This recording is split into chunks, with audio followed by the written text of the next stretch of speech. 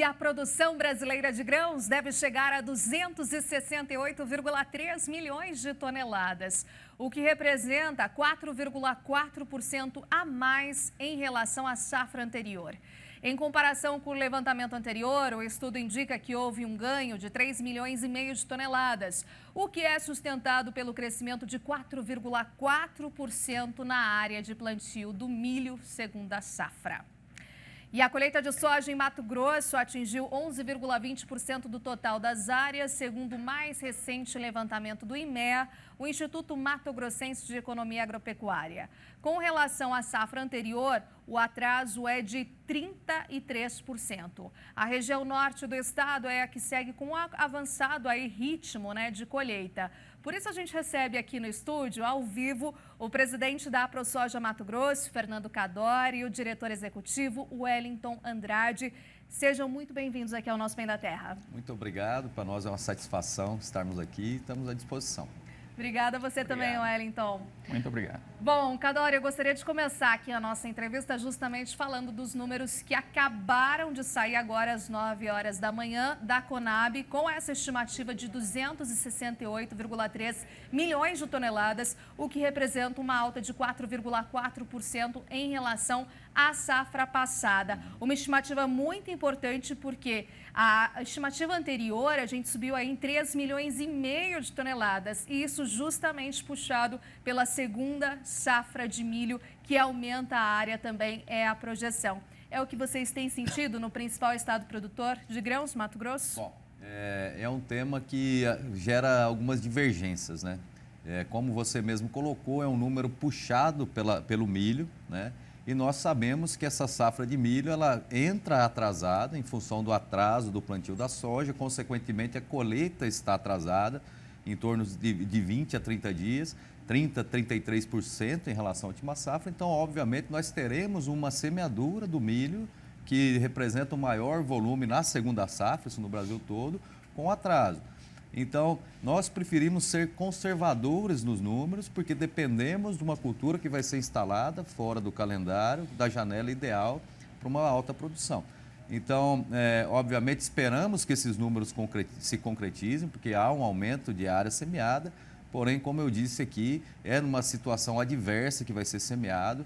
Se tudo correr bem, se o clima ajudar, nós teremos a colheita com atraso, um delay de 10 a 20 dias aí, considerando que o clima seja bom para a colheita nos próximos dias. O que vocês têm sentido dos produtores, né? Segundo o IMEA, a gente tem justamente essa projeção de muito atraso, ou seja, 11% só de colheita, o que representa 33% menos em relação à safra passada. Claro que acaba aí passando para frente a janela do milho segunda safra. Por parte do produtor, o que eles têm passado a vocês? Bom, existe sim esse atraso, isso aí veio lá de trás. No início do plantio houve um atraso de 10, 20 dias, em alguns lugares até mais, isso foi no estado todo, de leste a oeste, norte a sul. Obviamente isso fez com que o plantio se atrasasse e isso está se refletindo agora na colheita. Então, 33% é muita coisa, porque quando a gente leva em consideração que só no Mato Grosso das 10 milhões e 200 mil hectares semeados com soja, nem 6 não vão para milho, a gente sabe que desses 36% são áreas de milho que estão entrando atrasado. Então, é preocupante a questão desse atraso, porém o produtor está planejado, a agricultura se planeja de médio e longo prazo, então se planeja com um semestre, um ano de antecedência e tem que ser semeado. O produtor está com a semente, está com o defensivo comprado, com as máquinas esperando e vamos depender do alongamento das chuvas numa época de seca aí, né? Então, existe essa preocupação sim.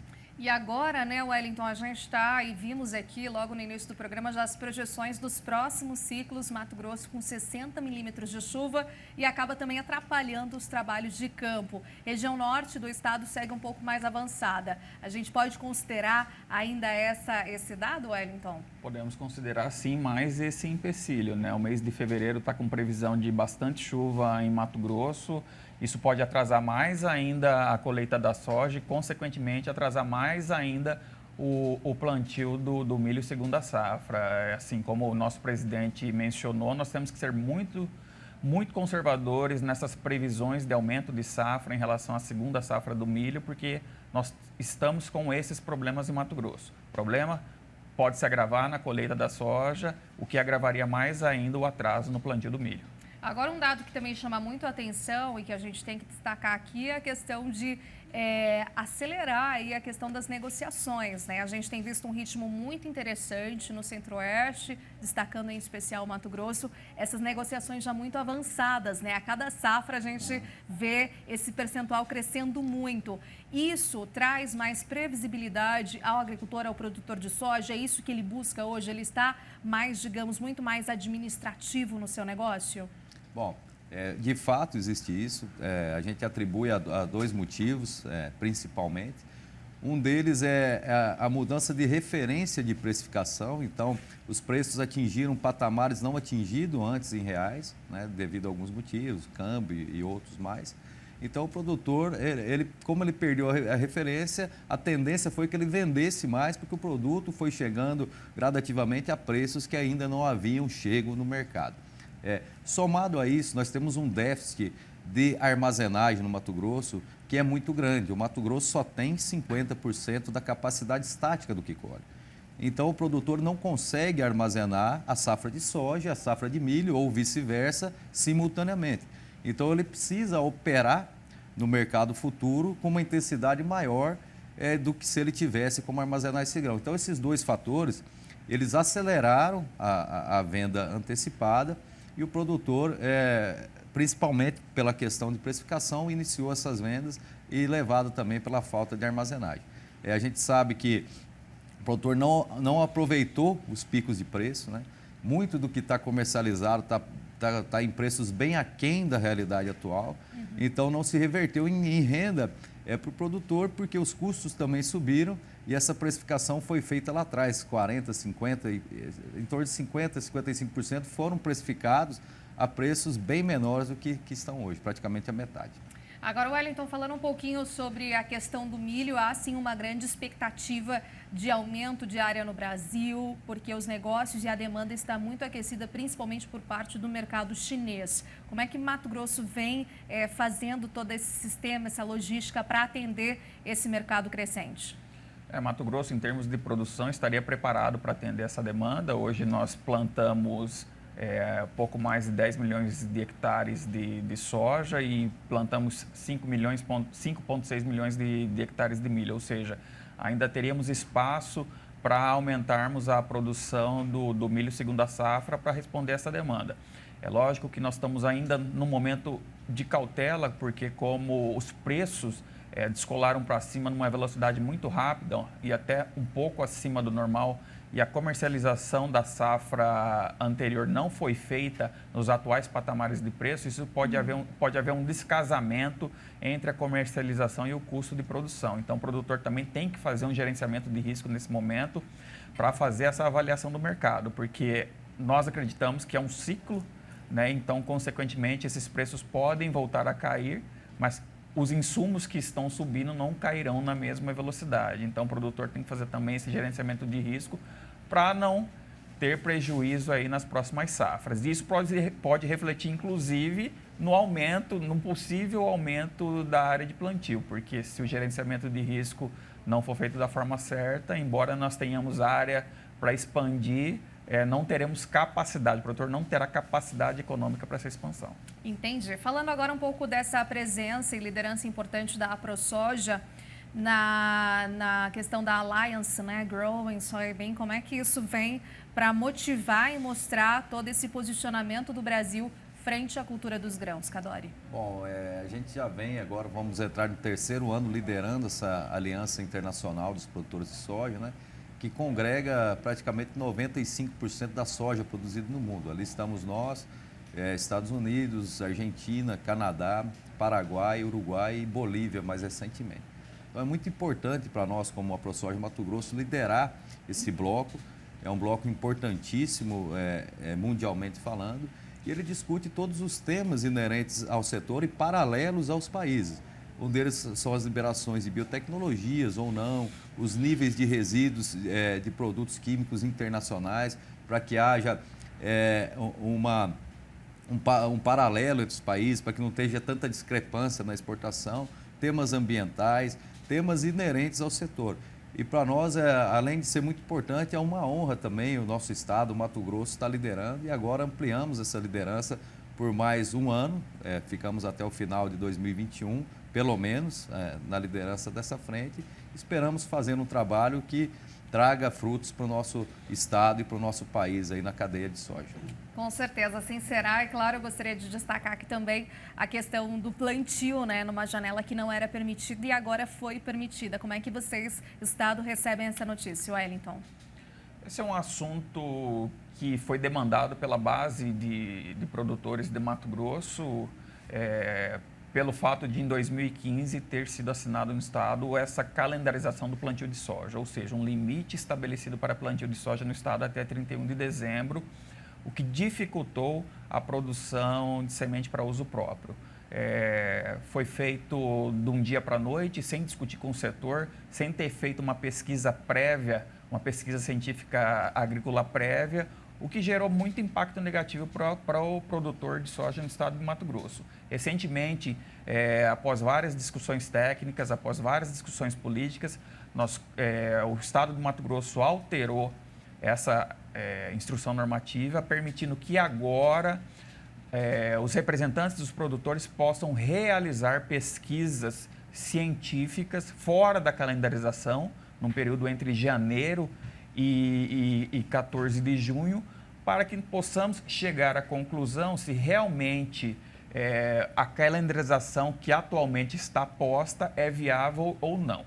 Nós entendemos que produzir semente para uso próprio num calendário ali entre janeiro e fevereiro é muito mais viável, porque o produtor ele consegue colher essa semente com melhor qualidade num período mais seco. O Estado, num primeiro momento, já atendeu essa solicitação com a alteração da norma.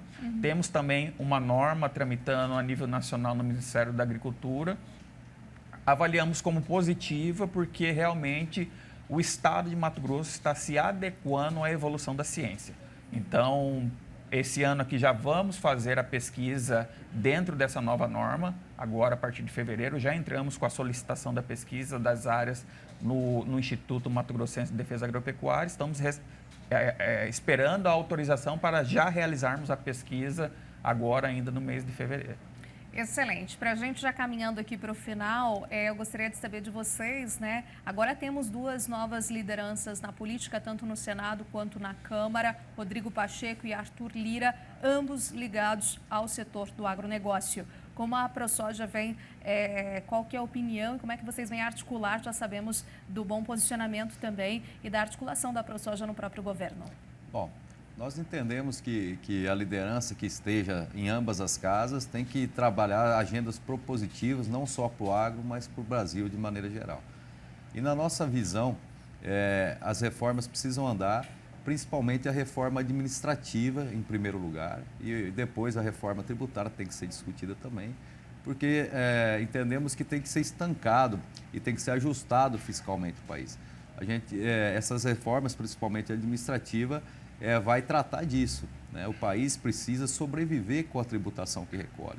É inadmissível que se gaste mais do que se arrecada. A gente vê isso na nossa casa, na nossa própria casa. Quando o nosso salário diminui, o que a gente faz? A gente diminui os gastos. Sim. E o país precisa fazer isso de forma que o que se arrecada seja suficiente para fazer o que a gente precisa. Então, a reforma administrativa é muito importante nesse prisma e de nada adianta colocar em pauta a reforma tributária, não adianta você aumentar os tributos se você não controlou os gastos, né? Então, elas têm que andar casadas.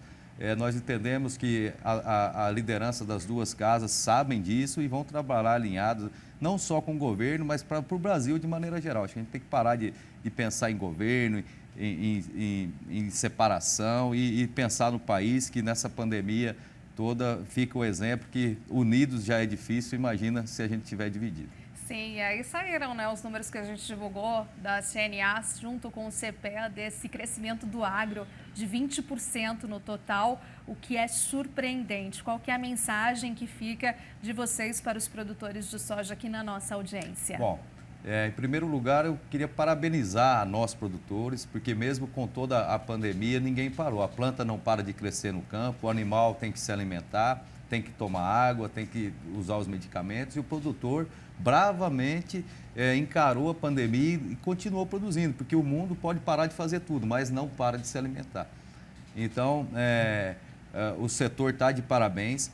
Essa alta se deve também à questão cambial, então as exportações aumentaram.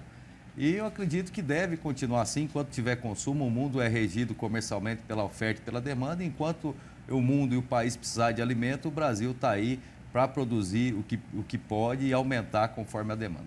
Perfeito. Muitíssimo obrigada, Eikadori. Obrigada, Wellington, por estarem aqui hoje em nosso programa, e até uma próxima oportunidade. Bom dia. Nós que agradecemos. Obrigada. Muito obrigado.